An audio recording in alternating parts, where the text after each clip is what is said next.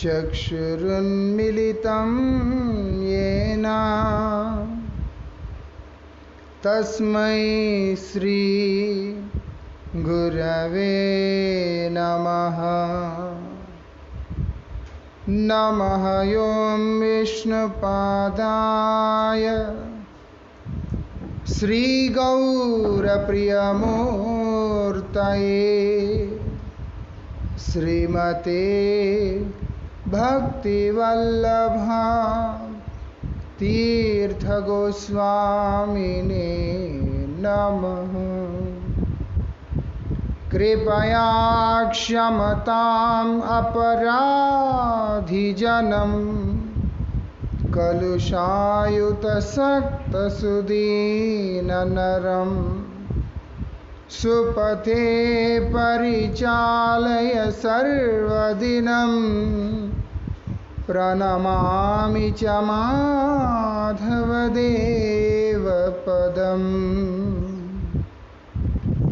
पतित पावन परम करुणामय परमाराध्यतम शिल गुरुदेव नित्य लीला प्रविष्टोम विष्णुपाद परमहंस परिव्राजकाचार्य अष्टोत्तर शतश्री श्रीमद् शिल भक्ति वल्लभ तीर्थ गोस्वामी महाराज जी के अभय चरण में असंख्य कोट साष्टांग दंडवत प्रणाम करते हुए उनकी अहेतु की कृपा प्रार्थना करता। परमाराध्य शिक्षा गुरु नित्य लीला प्रविष्टोम विष्णुपाद श्रील भक्ति विज्ञान भारती गोस्वामी महाराज जी एवं श्रील भक्ति निकेतन तुर्याश्रमी गोस्वामी महाराज जी के श्रीपाद पद्म में असंख्य कोटि साष्टांग दंडवत प्रणाम करते हुए उनकी अहेतु की कृपा प्रार्थना करता हूँ। हम लोग यहाँ पर वैष्णव संघ के बारे में श्रवण कर रहे हैं। संघ की अनिवार्यता, अत्यंत अनिवार्य होने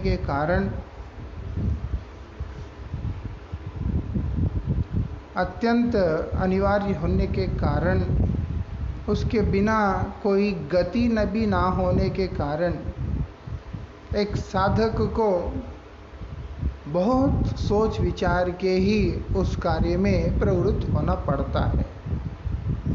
जब संघ के बिना गति नहीं है तो संघ भी श्रेष्ठ ही होना जरूरी होता है। ऐसा अनुगत्य विहीन साधन को गोविंद स्वीकार नहीं करते हैं।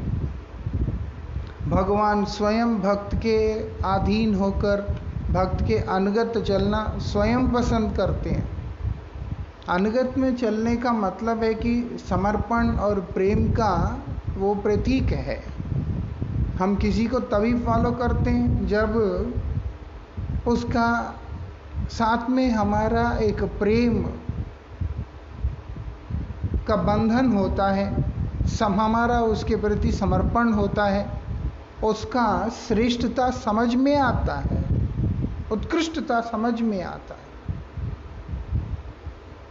भक्त इतना बड़ा होता है क्योंकि वो भगवान को भी अपने वश में कर लेता है। भक्त भगवान के अतिशय प्रिय होता है। भक्त वो होता है जिसके बिना भगवान रह ना पाते। भक्त वैसे भगवान के बिना नहीं रह सकता, लेकिन भक्त वो होता है जिसके बिना भगवान भी नहीं रह सकते। भक्त के विरह में व्याकुल होकर भगवान ही चंचल हो जाए, ऐसे जो श्रेष्ठतम भक्त होते हैं उनका जब हम अनुगत्य करते हैं, उनके पद चिन्हों पे चलते हैं, तब जाकर के भगवान का वो जो भक्ति, वो प्रेम हमें भी प्राप्त होता है, अन्यथा प्राप्त नहीं होता। इसलिए हम लोगों को ये समझना बहुत ज़रूरी है कि ऐसे भक्त कौन होता है, वो किस प्रकार से अपने उन गुणों को दर्शाता है, स्वरूप और तटस्थ दोनों ही को। ऐसा हम लोग चर्चा कर रहे थे कल। बोलते हैं जो व्यक्ति ये सोचता है कि जितना भी ऐश्वर्य है वो मेरे भोग के लिए है, मेरे अपने उद्देश्य को सिद्ध करने के लिए, वो वैष्णव होने के लिए उपयुक्त नहीं होता, योग्य नहीं होता। वैष्णव हमेशा इस बात को समझता है, बोलते जितना भी है द्रव्य जो मुझे प्राप्त हुए हैं वो सब भगवान का सेवा के लिए ही प्राप्त हुए हैं। इसलिए वो चाहे गृहस्थ हो चाहे त्यागी हो, कोई भी हो, भाव एक ही रहता है। और क्या बोलते हैं, कामिनीर काम नाहे तव धाम, तहार मालिक केवल यादव। शुद्ध भक्त जो होता है उसके अंदर कामना होता है, ऐसा नहीं कि कामना नहीं होता। कौन सा कामना होता है? कृष्ण प्राप्ति की कामना होता है, कृष्ण दर्शन की कामना होता है, इसके अलावा और कोई कामना नहीं होता। विशेष करके जो कामिनी है, मतलब स्त्री के लिए पुरुष, पुरुष के लिए स्त्री की जो वासना पूर्ति का दृष्टि से, वो बोलते हैं वो उसके प्रति उनका झुकाव नहीं होता, मतलब वासना की तरफ उनका ध्यान नहीं रहता कभी भी। उनको मालूम है कि ये हमारा क्षेत्र नहीं है। कौन है?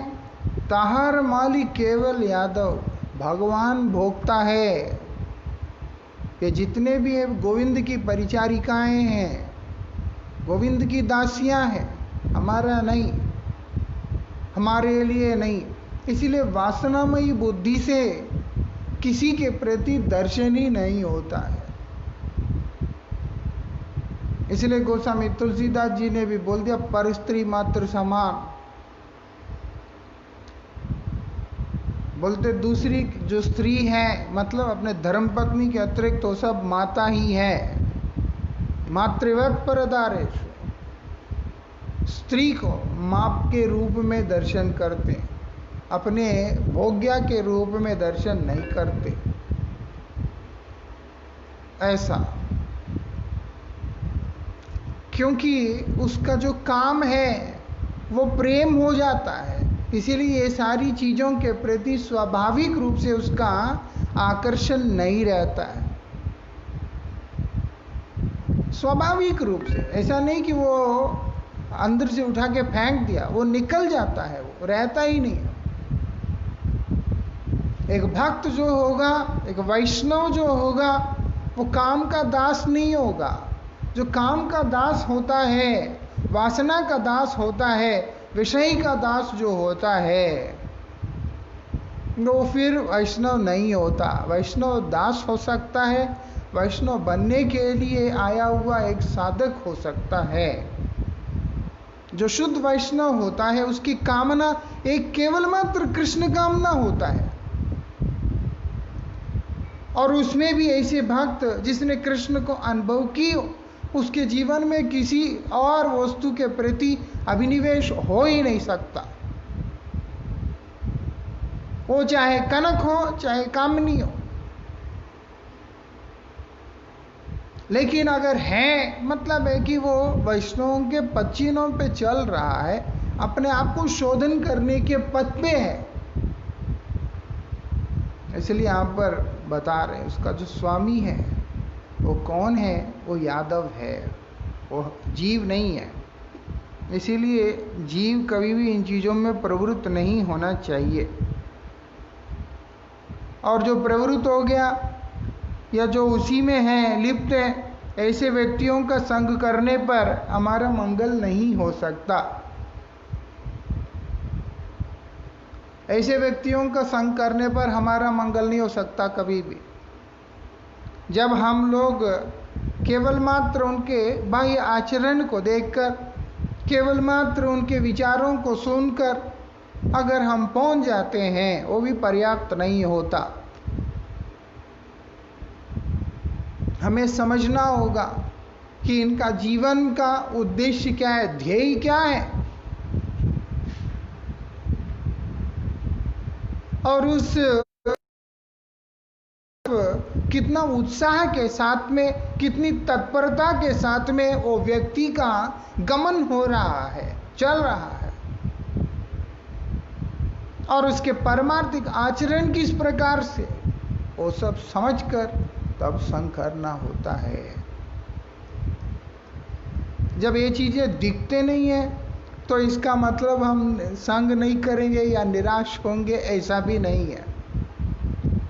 हमारे अंदर इन चीजों की चाहत रख के हम जब चल रहे हैं तो भगवत कृपा से, गुरु कृपा से उपयुक्त और योग्य जो संग है वो हमारे जीवन में स्वयं ही चल करके आ जाता है।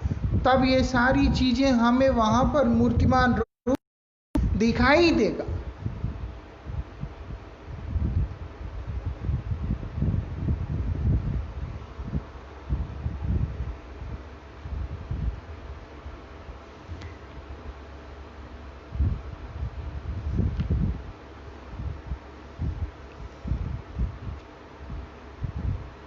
इसमें काफ़ी कुछ है प्रभुपाद जी ने जो लिखा, लेकिन हम थोड़ा सा आंशिक रूप से ही चर्चा करेंगे।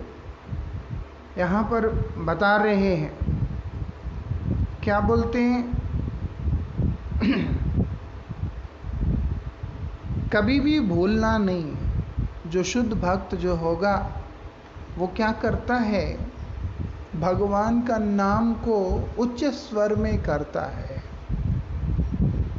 मतलब से चिल्ला चिल्ला के करता।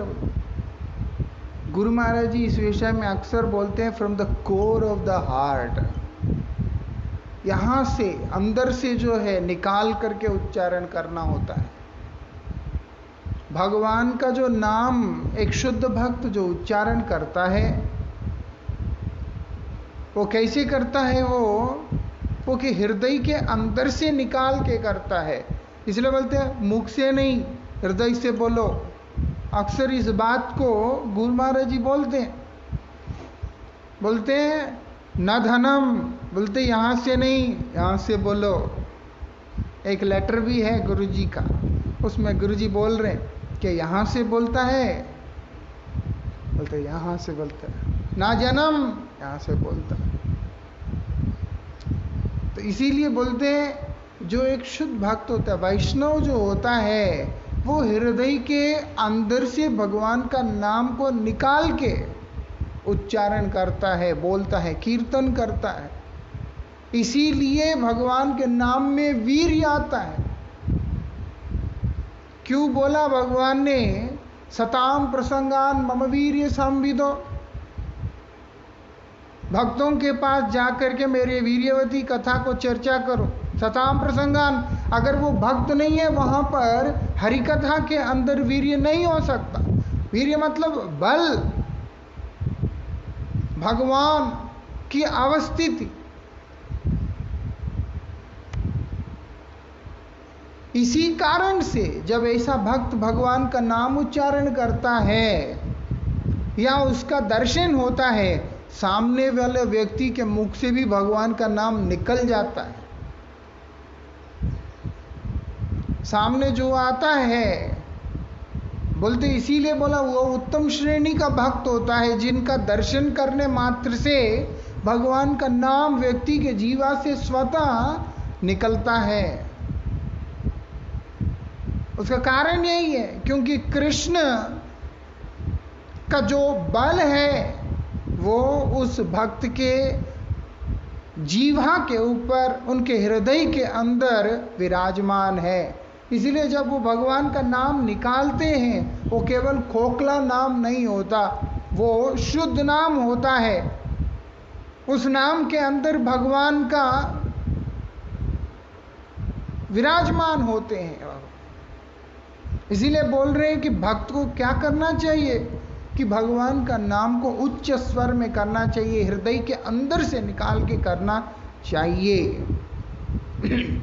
और ये भी एक चीज को हमें समझ लेना चाहिए, जो युक्त वैरागी होते हैं, कोई फल्गु वैरागी होते हैं, और जो कोई बद्ध होता है, कोई मुक्त होता है, सबको जो है एक तरीके से नहीं देखना चाहिए। ये भी बहुत ज़्यादा ज़रूरी। इससे क्या अनर्थ होता है, हम भक्त को नहीं पहचान पाते, फिर ना हम कनिष्ठ को पहचान पाएंगे, ना हम मध्यम को पहचान पाएंगे, ना हम उत्तम को पहचान पाएंगे, वैष्णव कोई नहीं पहचान पाएंगे। ये तो वैष्णव कौन है उसके बारे में बोल रहे हैं,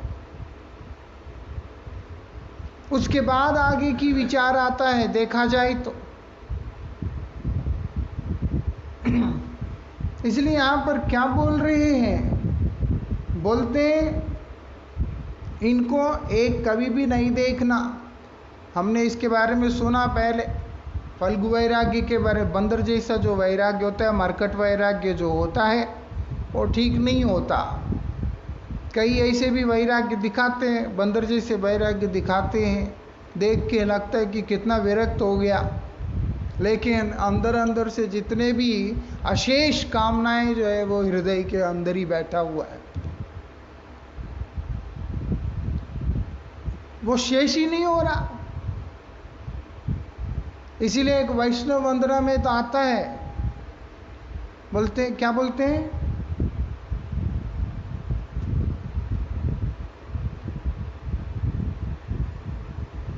की रूपे पाई वो सेवा मोहि दुराचार, श्री गुरु वैष्णवे रति नाहैल अमार, अशेष माया ते मन मगन हैल। ये जितना भी है, ये जो कामनाएं, ये सब माया के अधीन ही होते हैं। ये सब हृदय के अंदर घुस के बैठ गए हैं, और इससे निस्तार कैसे होगा, बोलते हैं वैष्णव की कृपा के बिना, भक्त कृपा के बिना इससे कभी भी निस्तार नहीं हो सकता, इससे साधक का उद्धार नहीं हो सकता। इसलिए बोलिए जितने भी हैं, फल्गु वैरागी है, बंदर जी से वैरागी, उसको शास्त्रों ने स्वीकार नहीं किया है।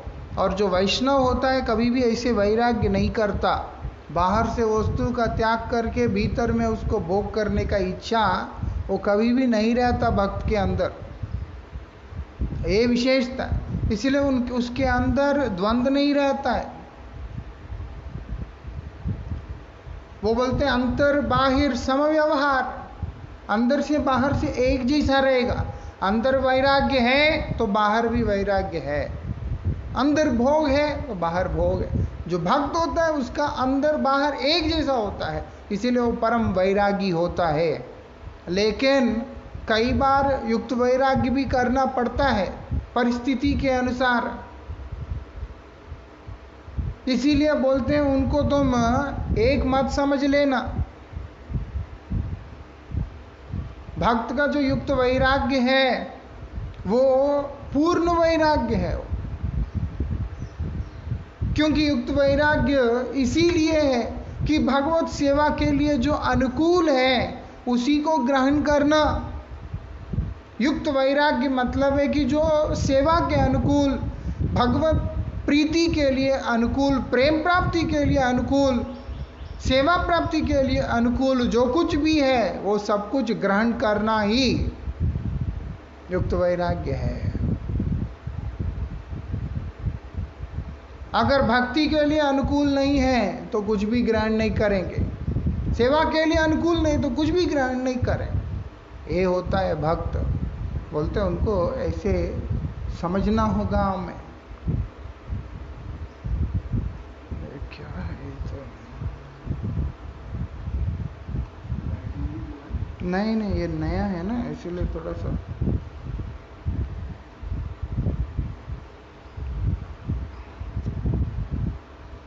बोलते हैं कनक कामिनी प्रतिष्ठा बागिनी छाड़िया छे जारे से ही तो वैष्णव। अब बोल रहे हैं प्रभुपाद जी, ये कैसे छूटेगा, ये तीनों कैसे छूटेगा? जिसके अंदर एकांतिक भक्ति है भगवान के प्रति, जिनके अंदर भगवान का सेवा का ही एकमात्र ध्येय रहता है, तभी ये चीजें छूटते हैं, नहीं तो छूटेगा नहीं। कनक कामिनी, प्रतिष्ठा, ये तीनों ही जिसका छूट गया, जिसने छोड़ दिया है, बोलते हैं छाड़ी आचे जा रे, सही तो वैष्णव। जिसने छोड़ दिया वही वैष्णव है। लेकिन छोड़ना कैसे? फल्गु वैरागी की तरह छोड़ना नहीं है। उसको छोड़ना कैसे है? कृष्ण सेवा के अनुकूल छोड़ना है। मदर्थे त्यक्त्व कर्माणि त्यक्त्व स्वजन बांधव। जो स्वजन है, जो बंधु है, जो बांधव है, और जितने भी लौकिक कर्म हैं, वो सब कुछ मदर्थे, मेरे लिए जिसने त्याग किया है, मेरे उद्देश्य से जिसने त्याग किया है, किसी अन्य अभिलाष के कारण नहीं मिला इसीलिए छोड़ के आ गया, ऐसा नहीं होता। मुझे भोग मिलता नहीं तो उसके पीछे भाग के क्या लाभ, इसीलिए छोड़ के आ गया, ऐसा नहीं।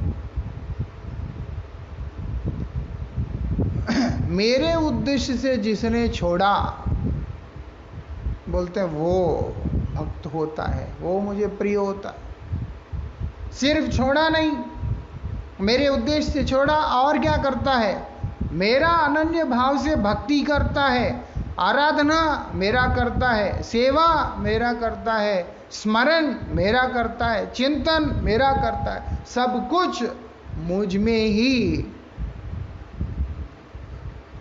आविष्ट होकर के रहता है, स्वयं को मुझ में नियुक्त करके रखता है, वो भक्त होता है। मदाश्रय कथामृष्ट शृण्वन्ति च कथयन्ति च। मुझ में आश्रित होकर क्या करेगा? मेरे दिव्य कथामृत, लीलामृत, मेरा जो चर्चा, उसका श्रवण भी करता है, कीर्तन भी करता है। सिर्फ वस्तु त्याग को ही वैष्णवता नहीं कहते। वैष्णव वो हैं जो केवल अपने समय को, अपने सर्वस्व को केवल मात्र गोविंद के चरणों की सेवा के लिए ही समर्पित करे। इसे श्रील भक्तिविनोद ठाकुर इशारे देते हैं, बोलते हैं, क्या बोलते हैं? सर्वस्व तुम्हार चरणे सौंपिया, पड़ेछी तुम्हार घरे। सब कुछ मैं आपके पाद पद्म में अर्पण करके, समर्पित करके, मैं आपके द्वार के निकट में पड़ा हुआ हूं। अब भीतर भी प्रवेश नहीं करूंगा, द्वार के निकट ही पड़ा हुआ। आपकी इच्छा, अगर आप चाहें तो ठीक है, नहीं तो मैं द्वार के पास में पड़ा हूं। तुम ही तो ठाकुर, आप मेरे प्रभु हैं और मैं आपका कुत्ता हूं, तुम्हार कुकुर। चाहे जितना भी पशु है कुत्ता, लेकिन देखा जाए बड़ी विशेष है वो, क्योंकि उसका समर्पण और उसका विश्वास देखा जाए तो मनुष्य में भी होता नहीं है। एक रोटी का टुकड़ा दे देने के बाद सिर्फ एक कुछ भी, और उसके बाद पीछे आ जाता है ऐसे ऐसे करके। इसीलिए भक्त लोग कुत्ते के साथ में तुलना भी करते हैं, ऐसा बनना चाहते हैं, मैं आपका कुत्ता हूं और आप कौन है? मेरे प्रभु है। आप मुझे अपने निकट में रख लीजिए, बांध करके रख दीजिए अपने चरणों में, बस यहीं पर रख दीजिए, मुझे और कुछ चाहिए नहीं। भक्त ऐसा होता है, उसको और किसी चीज के प्रति रुचि नहीं होता, किसी और चीज के प्रति आकर्षण भी नहीं होता, और वो भगवत विमुख जितने भी होते हैं, जो कृष्ण विमुख जन हैं, उनको अपने पास कभी भी आने भी नहीं देते। या यूं कहें, कृष्ण विमुख जन को कभी भी भगवान के पास जाकर उनको बाधा देने भी नहीं देते। इसीलिए बोला प्रतीप जने राशिते ना दी, वो मैं तो आने नहीं दूंगा उनको। चलो, शुद्ध भक्त ऐसा होता है। कारण क्या है? वो नहीं आने देता, ऐसी बात नहीं है। एक पतित जीव, एक बद्ध जीव उनके पास जा ही नहीं सकता, क्योंकि उनके पास कृष्ण के अतिरिक्त कोई और वस्तु होता ही नहीं। इस कारण से एक भोगी व्यक्ति कभी भी वहां नहीं जा पाता है, क्योंकि वहां जाने पे उसके भोग के प्रवृत्ति के ऊपर आघात पहुंचता है। उसका भोग प्रवृत्ति के ऊपर चोट पहुंचता है। वो भोग करना चाहता है, यहां पर प्रेरणा दिया जाता है, यहां पर उत्साह दिया जाता है समर्पण का। जो भोग करना चाहता है उसके अंदर भोक्ता भाव प्रबल रहता है। जो प्रेरणा दिया जाता है सेवा का, वहां पर दास का भाव प्रबल रहता है। दोनों ही पूरा कॉन्ट्रास्ट है। इसीलिए इस तरह का भोगवांछा वाले व्यक्ति कभी भी शुद्ध भक्तों के निकट जा ही नहीं सकते। कोई भाग्यवान जीव जब अगर ऐसे शुद्ध भक्तों का संग को लाभ करने के लिए चला जाता है, तब उसका भाग्य उदय हो जाता है। वही व्यक्ति का चित्त शुद्ध होगा, वही व्यक्ति का चित्त अपने परमार्थ सिद्धि के लिए अनुकूल अवस्था में आएगा। विषय में लुप्त जो व्यक्ति होगा, विषय में फंसा हुआ व्यक्ति जो होगा, वास्तविकता में वो व्यक्ति अपने परमार्थ चिंतन नहीं कर सकता। जहां से उसका परमार्थ आरंभ होना होता है, उस जगह की तरफ कभी वो उन्मुख हो ही नहीं सकता। और अगर हो गया तो उसका त्राण सुनिश्चित है, उसका त्राण सुनिश्चित है, उसका मंगल सुनिश्चित है। इसीलिए भोग कोई भी व्यक्ति ऐसा नहीं है कि अंदर से उठा के बाहर फेंको, वो अपने आप निकल जाता है संग के प्रभाव से। इसीलिए बोल दिया ततो दुस्संगम उत्सृज्य सत्स सज्जेत बुद्धिमान। बुद्धिमान व्यक्ति को क्या करना है? दुस्संग को छोड़ना है। वो दुस्संग को त्याग करने के लिए सबसे पहले अपना अंदर के शुद्धि बहुत ज्यादा जरूरी होता है। वो क्या है? वेगों के ऊपर नियंत्रण, दोषों को शोधन करना, ये सब जरूरी होता है। लेकिन ये स्थूल होगा तो एक साधक अपने प्रयास से इनको शोधन कर सकता है। ये स्थूल तो है ही नहीं, ये सब तो सूक्ष्म है। ये सूक्ष्म जो वेग है, सूक्ष्म दोष है, इनको शोधन करने का जो प्रक्रिया है वो ही साधु संग है, शुद्ध भक्तों का संग। इसीलिए यहां पर बताया वैष्णव का संग करो। वैष्णव का संग करने पर आज हमें समझ में आता नहीं, एक बद्धावस्था में होने के कारण ये चीज समझ में आता नहीं कि हमें किस प्रकार से लाभ हो रहा है। एक कहानी पढ़ा था मैंने, बहुत सुंदर कहानी है। उसमें बोलते एक पिता रोज भगवान का नाम को करता रहता है, उसको देखा देखा बेटा भी करता है। लेकिन बच्चे को लगता है ये सब करके, तो पिता के पास आके पूछता है कि इससे लाभ क्या है, ये सब कर रहे हैं इससे लाभ क्या होता है। तो पिताजी बोलते एक काम करो, वो जो कोल होता है ना, कोल, वो जो काला काला सा होता है, आग जलाते हैं, कोल, हिंदी में कोयला, अंग्रेजी में कोल। जो कोल होता है उसको उठाने वाला जो टोकरी दे के कहता है तुम इसमें पानी भर के लाओ नीचे नदी से। अब एक टोकरी, उसके अंदर जो बहुत सारे छिद्र है, उसमें से पानी कैसे लेके आएगा? बोलते तू जाके जल्दी पानी लेके आ जा। वो नीचे भाग भाग के गया नदी में, पानी भरा, लेकर के आया। जब तक पिता के पास आया खाली हो गया। पिता बोलते पानी कहाँ है? बोलते रास्ते में गिर गया। बोलते जल्दी कर। फिर इस बार सोचा और थोड़ा करके 3-4 बार होने के बाद देखता है कि टोकरी में तो पानी तो आता नहीं, आएगा ही नहीं। जाली वाला टोकरी है, उसमें पानी कहाँ से आ सकता है? तो पिता बोलते तुम्हें कुछ समझ में आता नहीं? और बोलते नहीं। और बोलते जब पहली बार टोकरी को नदी में लेके गया था वो कैसा था? कोल उठा के, कोयला उठा के एकदम काला हो गया, गंदा हो गया एकदम। लेकिन इतनी चक्कर काटा पानी लाने के चक्कर में वो इतने बार नदी में जाके आके धुल के बिल्कुल साफ हो गया, नया जैसा बन गया बिल्कुल। बोलते हैं यही होता है, तुम्हें समझने की जरूरत नहीं है, परिवर्तन अपने आप आ जाता है, स्वाभाविक रूप से आ जाता है।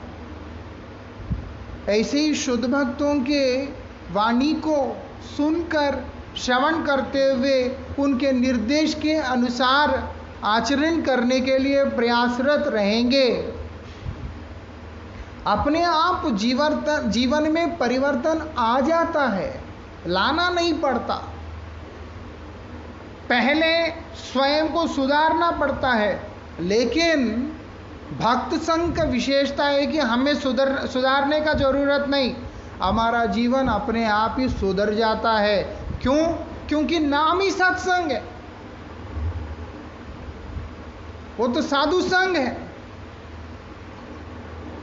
ऐसा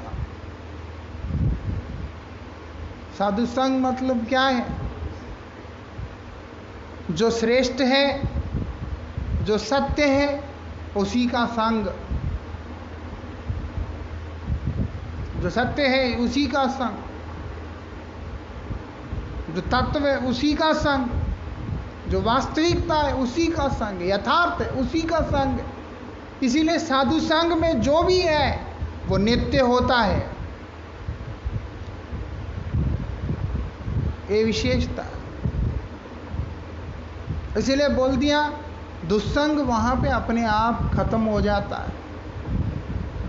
हमें क्या करना है? उनकी तरफ उन्मुख होना होता है बस। भगवान ने बुद्धि दिया, उस बुद्धि को प्रयोग करते हुए हमें सिर्फ उनकी तरफ उन्मुख होना है। उसके बाद का जो कार्य होता है वो सब स्वतः अपने आप ही होने लग जाता है, वही उसकी विशेषता है। हमें करने की जरूरत नहीं होता, क्योंकि शुद्ध भक्त के पास भगवत प्रेम रहता है, भगवान रहते हैं। भगवान जहाँ विराजमान होते वहाँ केवल मंगल होता है, अमंगल होने की किसी भी प्रकार की संभावना होता ही नहीं है।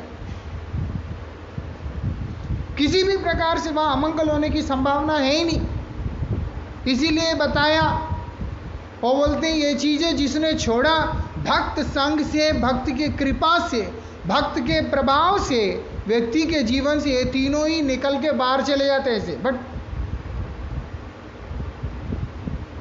और वही व्यक्ति वैष्णव बन जाता है, वही व्यक्ति वैष्णव बन जाता। और ऐसे जो अनासक्त जो वैष्णव, किसमें अनासक्त? वास्तविकता में अनासक्त मतलब है कृष्णासक्त से ही अनासक्त। वो जो अनासक्त व्यक्ति है, किसमें अनासक्त? कृष्ण में आसक्त व्यक्ति है। संसार में अनासक्त होने से पर्याप्त नहीं है।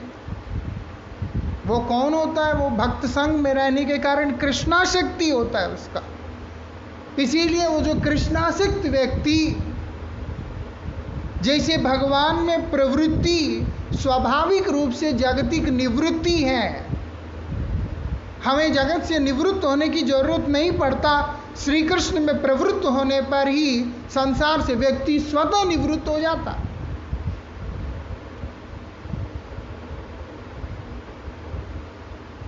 और दूसरा, भगवान में निवृत्ति भी नहीं है। संसार में निवृत्ति है, भगवान में निवृत्ति नहीं है। ये भी विशेषता है। इसीलिए कोई वस्तु को इस जगत के अंदर भोग करते करते एक समय आने के बाद व्यक्ति उब जाता है। उसको लगता है बस और नहीं, इससे ज्यादा नहीं, और नहीं चाहिए। लेकिन भगवान में जब एक व्यक्ति उनके नाम में प्रविष्ट होता है, भगवत सेवा में प्रविष्ट होता है, तो वहां पर निवृत्त नहीं होता। भक्ति के अंदर निवृत्ति है ही नहीं। क्यों? निवृत्ति जहां पर एक सीमा है वहां पे निवृत्ति है, जो असीम है वहां पर निवृत्ति है ही नहीं। जो अनंत है वहां पर निवृत्ति है ही नहीं। जितना व्यक्ति उसकी गहराई में उतरता है, जितना व्यक्ति उसके अंदर में उतरता है, वो उतना ही आनंद को वर्धन करता जा रहा है। और जितना आनंद वर्धन होता जा रहा है, और उतने आगे को वो प्रवृत्त हो रहा है। ऐसा बोल दे, प्रतिपदम पूर्णामृत आस्वादन। ये जो पूर्ण अमृत का जो आस्वादन पग पग पे हो रहा है, जब अमृत का आस्वादन हो रहा है, तो फिर उसको पान करने की जो व्याकुलता, उत्कंठा, वो विश्राम नहीं लेता। क्योंकि वो जो पूर्णामृत भी अनंत प्रकार से अनुभव होने लगता है। क्योंकि भगवान अनंत है, भगवान सीमित है तो अलग विचार होता है, लेकिन भगवान तो असीम है। भगवान असीम अनंत होने के कारण उनके द्वारा प्राप्त जो आनंद है वो भी अनंत प्रकार से होता है। उसके अंदर वेरिएशंस जो होते हैं वो कई प्रकार से होते हैं। ऐसा, इस कारण से भक्त निवृत्त नहीं हो पाता उससे। संसार में ऐसा नहीं है, लिमिटेड है। इसीलिए एक पॉइंट पे आने के बाद वो अपने उस अनुभूति का डेड एंड पे पहुंच गया, वो उसके आगे कुछ नहीं है। यहाँ ऐसा नहीं है, हर समय हर क्षण एक नवीन अनुभूति का उदय होता रहता है। इसीलिए यहाँ पर निवृत्ति है ही नहीं। एक गाने को भी आदमी 10 बार सुन सकता है, 20 बार सुन सकता है, लेकिन महामंत्र बहुत सारे लोग, साधक भी और सिद्ध भी रोज करे जा रहे, उबते नहीं है। क्यों? वास्तविकता में इस चीज को वो लोग जो सिद्ध हैं वो तो अनुभव कर पा रहे हैं, जो साधक है वो अनुभव नहीं कर पा रहे। लेकिन सत्य यह है, नाम के अंदर इतना आनंद है, वो आनंद उसको छोड़ने नहीं देता है। वो आनंद ने उसको पकड़ के रखा हुआ है कि तू मत जा, मिलेगा। ऐसा आदमी तो उबता नहीं है। हरिनाम करके, महामंत्र करके भक्त लोग उबते नहीं है। क्यों नहीं उबते भैया? एक ही मंत्र है, 64 माला करो, इतनी माला करो, 16 करो, 15 करो, जो भी करो, करते जा रहे। क्यों नहीं उब रहा? क्योंकि नाम का एक विशेषता है, अपना है। नाम का आकर्षण अपना है, और वो आकर्षण भी अनंत होने के कारण साधक बद्ध है, इसीलिए उसको नहीं समझ में आ रहा। नाम प्रभु लेकिन कृपा करके वो मेरे पास आया, मेरा आश्रय लिया, ठीक है, तो नाम प्रभु ने उसको पकड़ा हुआ है, इसीलिए वो भजन करता है। वो कई बार नामापराध करता रहता है, लेकिन फिर भी नाम प्रभु कृपा करके नाम करने से उन अपराधों की ओर ध्यान नहीं देते। इसलिए बोला भगवान के नाम के प्रति भी अगर अपराध होता है तो हरि नाम से उसका मार्जन हो जाता है, क्योंकि भगवान कृपा करके नाम रूप में विराजमान है और नाम रूप में विराजमान होके जीव को देख रहे हैं, तो वो अपराधी है। कोई बात नहीं, नाम कर रहा है, तुम चल आ जाओ, ऐसा उसके ऊपर कृपा कर देते। ये विशेषता है वहां पर।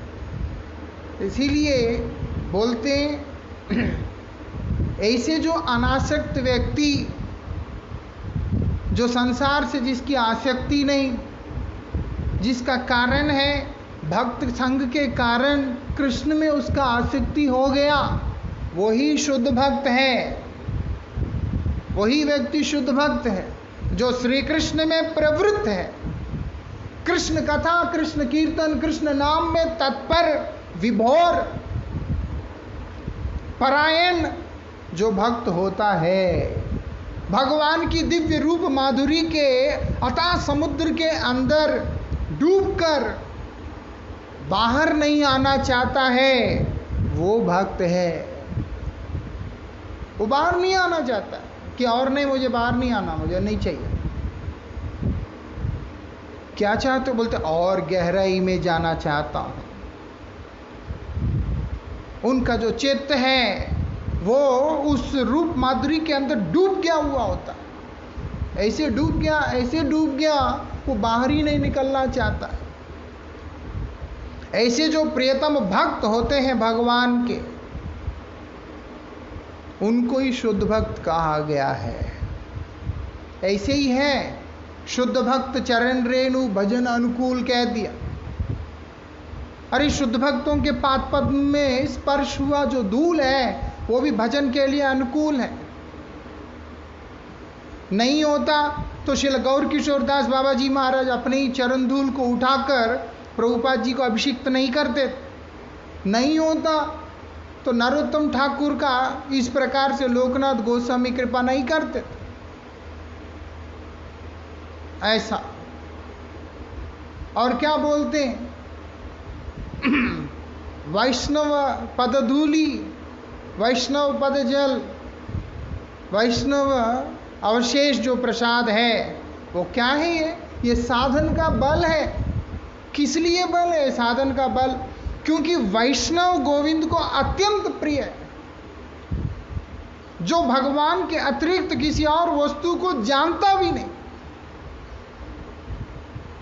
और इस कदर भगवान में डूबा हुआ रहता है कि उसको बाह्य ज्ञान स्वाभाविक रूप से नहीं रहता है। ऐसा नहीं है कि वो देखना नहीं चाहता, दिखता नहीं है, अंधा तो है नहीं, दिखता है, लेकिन उसके प्रति उसका कोई भी रुचि, आवेश, आकर्षण इत्यादि नहीं रहता है। ऐसे होते हैं शुद्ध भक्त। बोलते हैं ऐसे भक्तों के पास जाकर उनके संग की अभिलाषा जब एक व्यक्ति करेगा, ऐसा व्यक्ति जब अभिलाषा करेगा तब जाकर उसके जीवन के अंदर उसको संग प्राप्त होता है, कृपा प्राप्त होता है। यहाँ रूप गोस्वामी जी बोल रहे हैं, जो कृष्ण नाम उच्चारण करता है, वो जो एक कृष्ण नाम जो उच्चारण करता है, एकमात्र कृष्ण नाम उच्चारण जो करता है, वो साधारण व्यक्ति नहीं हो सकता। वो वही व्यक्ति है जिसने साधु संग करके साधुओं का कृपा लाभ किया है और कृष्ण के प्रति उसका समर्पण हुआ है, इसीलिए एक कृष्ण नाम के प्रति उसका निष्ठा हुआ है। इसलिए बोलो, जो व्यक्ति एक कृष्ण नाम करेगा, और जो व्यक्ति सिर्फ नाम का नहीं, नाम विग्रह स्वरूप, तीन एक रूप, तीनों भेद नाय, चिदानंद रूप, ये जो नाम है विग्रह स्वरूप तीन एक है। इसीलिए भगवान का विग्रह के प्रति, अर्च विग्रह के प्रति सेवायुक्त होगा, उसके प्रति समर्पित होगा विश्वास के साथ कि ये मूर्ति नहीं है, कृष्ण है। ऐसे जो भक्त होता है वो साधारण व्यक्ति नहीं होता है। इसलिए बोल रहे हैं ऐसे जो भक्त है उनका आदर करना, और इसके बाद उनको कनिष्ठ श्रेणी का वैष्णव में गणना किया, और नाम में जो रुचि जिसका है, प्रबल रुचि है, निरंतर नाम करते रहते हैं,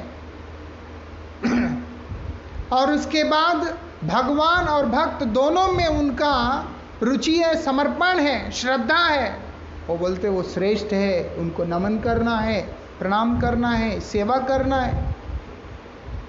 लेकिन पूर्ण समर्पण की बात आ रहा है, वो वैष्णव जो इन सब विकार, इन सब चीज़ों से ऊपर की स्थिति में रहता है, जो केवल भगवत कथा, भगवान की लीला, भगवत उपदेश का ही चिंतन करता रहता है और भगवान की सेवा करता रहता है निरंतर, और जितने भी जीव हैं उन सब में भगवान का ही अवस्थान को देखता है, जीव मात्र को, और स्वयं नाम के रस में डूबा हुआ रहता है। ऐसे जो परम श्रेष्ठ जो वैष्णव होते हैं उनके पाद पद्म में जाकर के आश्रित हो जाओ,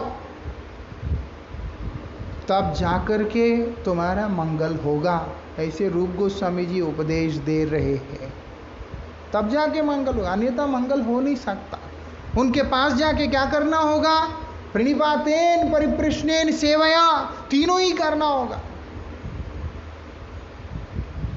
तब जाके मंगल होगा। इसका सबका शुरुआत जो होता है वो सब संग से ही होता है। ऐसा नहीं आकाश में से टपक के आया, वो नित्य सिद्ध परिकर कोई कोई होता है जो कि जन्म से ही ऐसे होते हैं, क्योंकि वो लोग भगवान के कृपा से, भगवान की इच्छा से, भगवत धाम से आते हैं।